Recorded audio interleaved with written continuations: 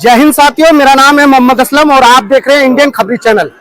और अभी हमारी मौजूदगी है यमुना विहार के अंदर। मैं अपने कैमरामैन से कहूंगा एक बार दिखाएं। और ये देखिए 22 साल की उम्र फैजान की, और उसको गोली मारकर उसकी निर्मम हत्या कर दी गई।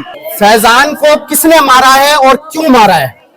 फैजान को मोइन ने मारा है और मरवाने वाले बहुत हैं।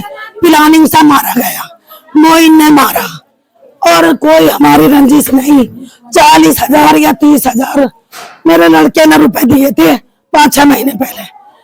उसके बाद उसने मांगे तो उसने मना कर दी।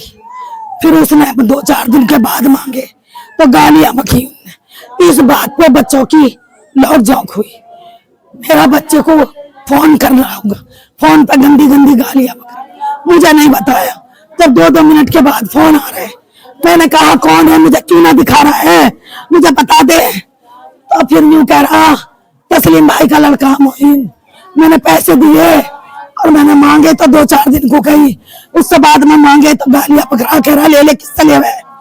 फिर वो इतनी लंबी जो टिक्के वाली सीख हो दोनों तरफ से नोकदार, वो लगा के यहाँ। हाँ, जब गाली बकी तो मैंने उसके बाप को फोन करा। मैंने कही तस्लीम तेरे लंबा 2-2 मिनट में फोन कर रहा और गालियां पकड़ा गंदी गंदी। वो कह रहा मेरा तो फोन ही नहीं उठा रहा। मैं बोली तो तू यहाँ आ जा, तो मैं तेरे सामने बात करवाऊंगी। उसका बाप आया, उसका छोटा भैया आया, उन्होंने आके बात करी।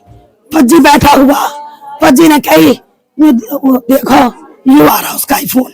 उसने हैंड फ्री करके जो सुना खोला, एकदम माँ की और बहन की गाली बकी। इस बात पर फिर मेरे लड़के ने भी गाली बकी। तो उसका छोटा लड़का जो बैठा रहा, वो कह रहा तेरा गोली मरवाएंगे, और उसने भी बहुत गाली बकी।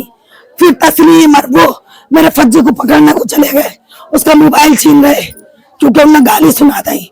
फिर उसके बाद में जीने पर सब हम भगे चले गए। मन की मेरे घर पर कह रहा गोली मारेंगे तेरा। फिर उसने अपने लौंडे के छोटे वाले के 2-4 चांटे मारे। फिर इतने में ही बड़ा वाला आ गया, सीख लगा के पीछे से उसका सीख का वार करा। जब उसने देख लिया, उनने वो सीख छीनी। फिर उसकी लात घूंसों से उसने भी मारा, उसने भी मारा। इसके बाद कोई झगड़ा नहीं, हमें नहीं पता। हमारे लड़कों ने कंट्रोल कर दिया अपने भैया पे। उसे सुनाई हमें मोइन यूं कह रहा, मोइन यूं कह रहा।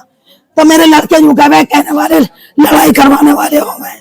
तू ध्यान मत दे इस बात पे, तू वो कुछ मत कहिए अपनी तरफ से। इस बात पे मेरा बच्चा चला गया।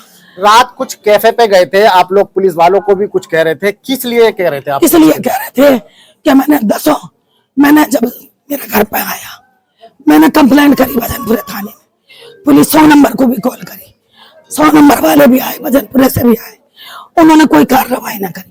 वो स्कूटी छोड़ के भागे यहाँ। वो भजनपुरे वाला को स्कूटी भी दी, वो स्कूटी भी पहुंचाई वहां, उन्होंने स्कूटी भी दे दी तस्लीम को, पैसे ले दे के, और कोई भी मतलब उस पर उठाया नहीं। इसने किसी प्रकार का कोई एक्शन नहीं।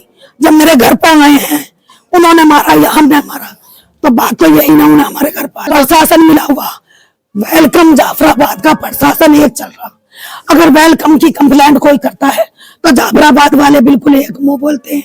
अगर वेलकम या जाफराबाद वालों से कुछ कहो तो वेलकम वाले एक मुंह बोलते हैं। मैंने स्कूटी की कंप्लेंट मैं कितनी बार कॉल करी, क्यों नहीं उठा रहे, क्यों नहीं कार्रवाई कर। मैंने स्कूटी भी आपको दे दी।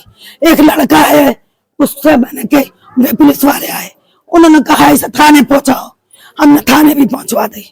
उनका कोई आदमी, उन्होंने कोई उठाया ना, पैसे लिए, गाड़ी भी दे दी, कोई कार्रवाई नहीं। वही दुश्मनी आज मेरा लड़का 4 महीने से मां जा नहीं रहा, जनता कॉलोनी बिल्कुल नहीं जा रहा, भैया ने मना कर रखी। तो रात को जब से 10-12 दिन या 15 कैफे में चला जावे 8 बजे 9 बजे, अम्मी मेरा टाइम पास हो जा। मैंने कि तू बेटे कभी तो गया ना कैफे में, अब क्यों जा रहा तू?